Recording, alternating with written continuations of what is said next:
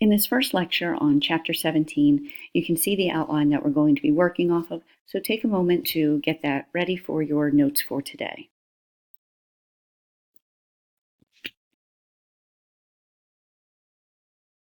Okay, so we're going to be focusing on politics during this antebellum era in this time period specifically, where we're going to be focusing on the growth of the United States, manifest destiny. So let's start actually by coming in right after where we left off with Andrew Jackson, and that is going to be the presidency of Martin Van Buren.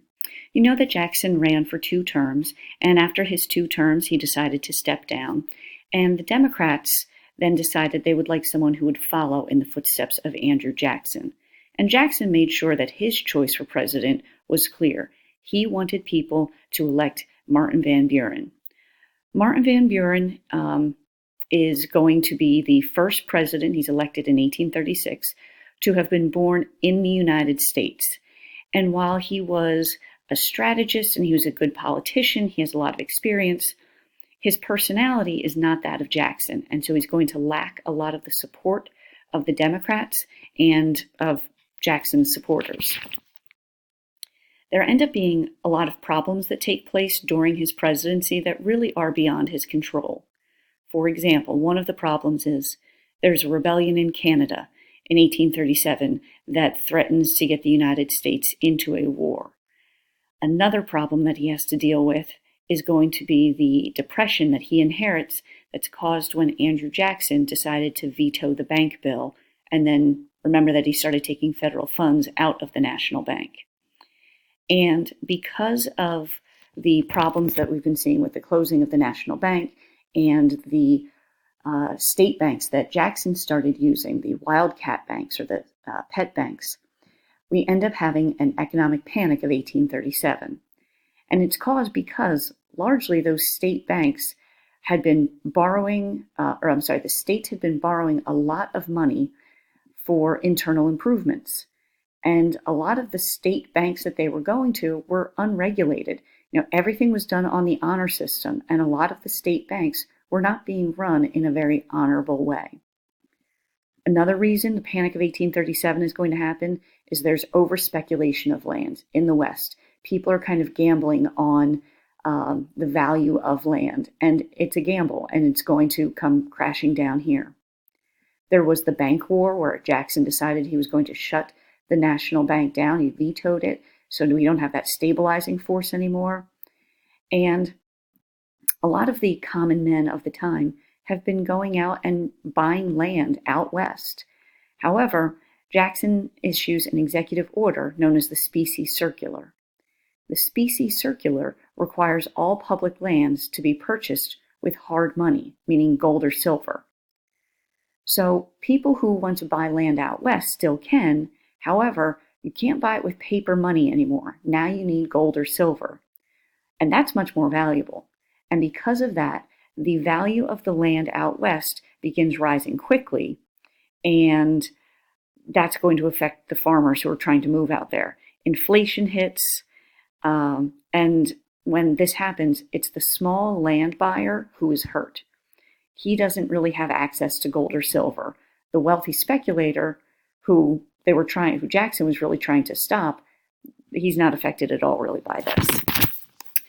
So when the Panic of 1837 really hits, hundreds of banks are going to fall, including some of Jackson's pet banks.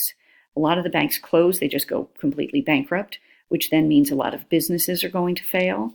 Plantations are going to sell for little money. Land values begin to plummet. And all in all, Martin Van Buren is the one who has to deal with the fallout from Andrew Jackson's decisions and his battle with the bank. And Martin Van Buren obviously is not going to have a really successful time as president. A lot of the people are going to be upset with him because of what's going on with the economy, which means in the election of 1840, Martin Van Buren is not going to do terribly well in the Electoral College. You can see that the Democrats are going to renominate Martin Van Buren. However, he's running against the Whig, William Henry Harrison. And William Henry Harrison is going to be one of those people who gets this campaign slogan of, you can see right here, Tippecanoe and Tyler too. because he was the victor at the Battle of Tippecanoe over Tecumseh's attempt at building that Native American alliance to stop American encroachment. That becomes his nickname, and the American people are going to push for William Henry Harrison, Tippecanoe, to be the victor in 1840. He ends up being aided largely because there's a Democratic editor who refers to Harrison as an old farmer with hard cider and makes him look like he's this good old Westerner, which isn't really accurate, but the people buy into it. And so the Whigs are pushing that, yes, he is the poor man's president. And you can see that the Electoral College hands the victory over to William Henry Harrison. Essentially, this election was a protest against the hard times of the era, against the economy, and feeling like Harrison would be someone who would understand the concerns of the farmers and those who are struggling. So let's take a look at Harrison. Harrison has the dubious honor of being president for the shortest amount of time. He'll be president for about 1 month before he contracts pneumonia and dies. So, not much to really talk about with him. The bigger thing is, this is the first time we've had a president die in office, which also means it's the first time we are going to have a vice president ascend to the presidency. The new president is John Tyler. John Tyler was a Virginia gentleman who's honestly more of a Democrat than a Whig. The reason he was placed with William Henry Harrison for the 1840 election was because they thought that he would appeal to Southern voters. So he believes in states' rights.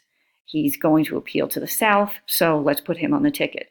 And now John Tyler is going to be the president. However, the Whigs weren't really expecting that he would ever get to that position.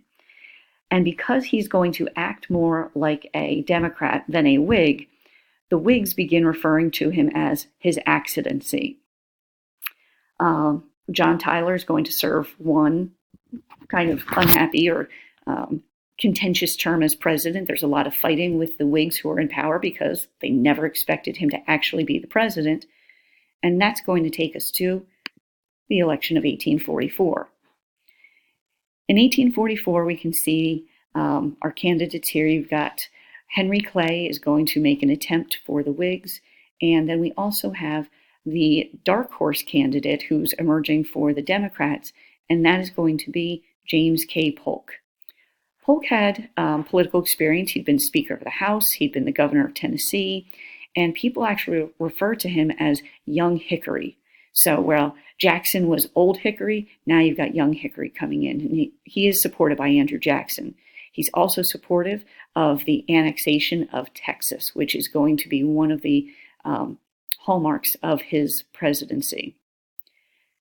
James K. Polk and the Democrats are advocating manifest destiny, or the expansion of the United States beyond its current borders. And when Polk wins the election, there are going to be several issues that come up. One of the things that he's going to want to do is he's going to lower tariffs.